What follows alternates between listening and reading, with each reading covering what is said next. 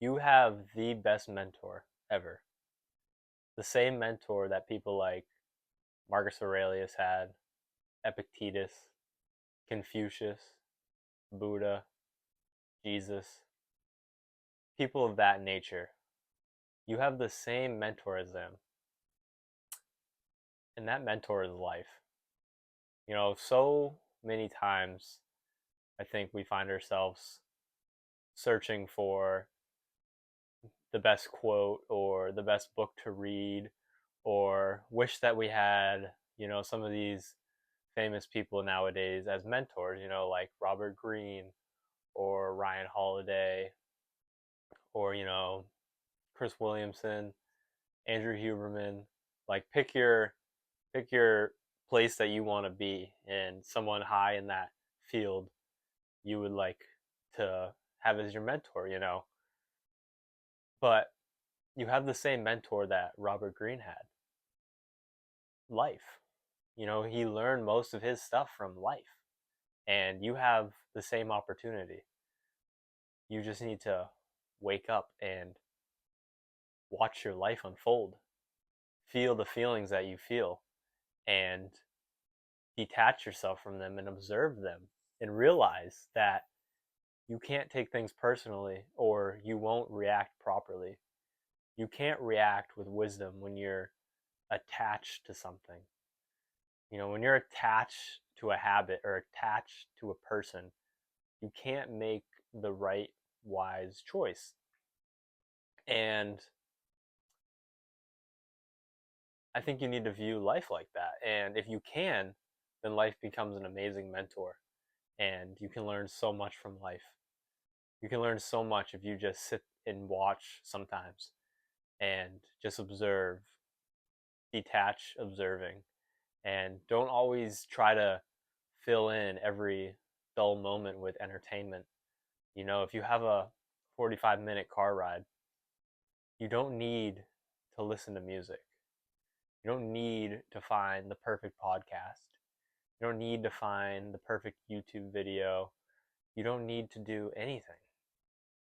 You can just drive and sit there with your thoughts and just think. The unexamined life is not worth living, Socrates said. And you need to take times like that to examine your life, examine how you feel, examine what's going on.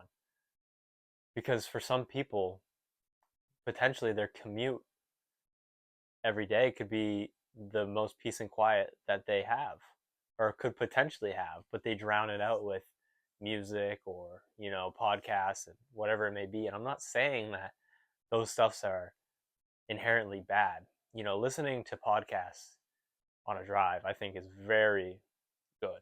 And I do it a lot. And YouTube videos, same thing. And I don't listen to as much music nowadays as I used to, but occasionally I will. And I don't think there's anything inherently wrong with that. But you got to see where it's coming from. And what I mean by that is you have to look at yourself, look inside, and say, do I want to listen to music for 15 minutes right now because I'm trying to get away from a feeling that I'm having? Or do I really just want to listen to music and just, chill? Because if it's the former, you want to deal with that. You want to look deep into that feeling. I heard Andrew Huberman say one time, and it stuck with me, say, whenever he feels a really strong feeling, he doesn't just, discard it or doesn't just, look the other way. Like he confronts it. And I've been trying to do that ever since I heard him say that because when you feel something really strong, there's a reason for that. And you should look into it. Because if you don't, then and you just suppress it, it'll bubble up again and it'll bubble up more. And then you suppress it again and it'll bubble up more until it just eventually explodes.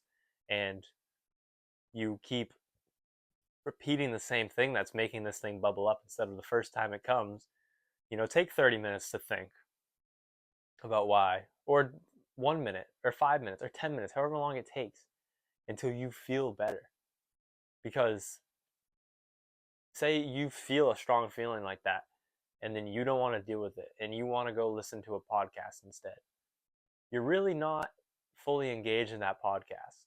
and you're also really not engaged with your feelings. You're, in a sense, multitasking and dividing your energy up 50-50. So you're neither retaining information and enjoying the podcast, and you're neither dealing with your emotions and feelings. And you're just giving 50% both ways, and nothing is getting resolved, nothing is being learned, nothing is efficient. It's neither activity is being performed optimally. And there's more to life than doing things optimally. I understand that. But when you do want to somewhat try and try to deal with the things that arise when they arise, because there's a reason for that. And this is life trying to teach you. That's life trying to coach you.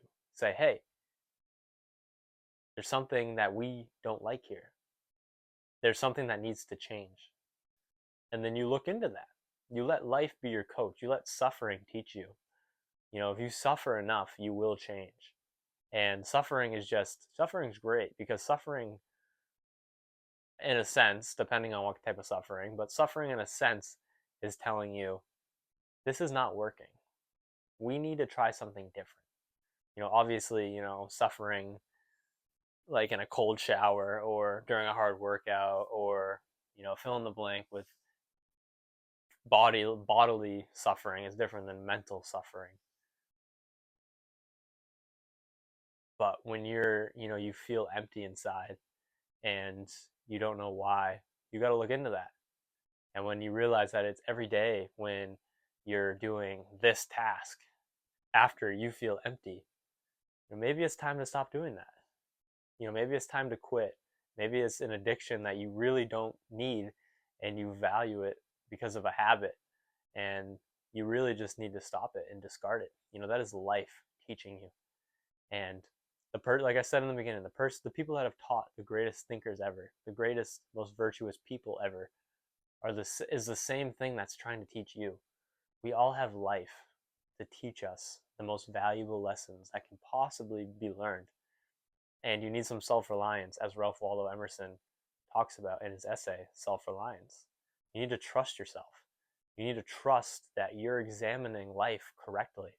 And just because everyone else is doing this, and you analyze the situation and you believe you should be doing that, do that. Don't just follow the crowd to follow the crowd. It's better to be a one alone than, a one of 100 going the wrong way. Better to choose the right way. Better to choose the path you truly believe in. Because even if this path is wrong, you can come to the conclusion to that for yourself after walking the wrong path. And then you can veer back to the right path and say, all right, this time, the 99 were right and I was wrong. But then sometimes you're going to take that path and realize, hey, the 99's wrong. This path is right. And you'll be happy that you trusted yourself and listened to life, because life was trying to coach you. Life was telling you, you should go that way. Don't be a sheep. Don't follow the rest of those people, because, a lot of the times the masses don't do the right thing. And sometimes they do, but, I think you can see with a lot of great thinkers, they'll say the same thing, and I do believe it too. Sometimes to know if you're doing the right thing is when people are bashing you and saying that, you're wrong, you're wasting your time, blah, blah, blah. Sometimes that's how you know you're doing the right thing. So don't take life for granted. Don't take every moment for granted, because those are the same exact moments that have taught the greatest thinkers of our time and of past, and the same teacher that will teach future generations. It's life, and we all have it right at our fingertips. So stop yearning for, that famous person to be your teacher, or wishing you were born 2,000 years ago in Rome so you could potentially go to attend Epictetus's philosophy classes. Don't wish for those things, because you have the same exact teacher that they had, life. So just listen to life, observe life without attachment, and you will gain great wisdom that the greats have gained doing the same thing.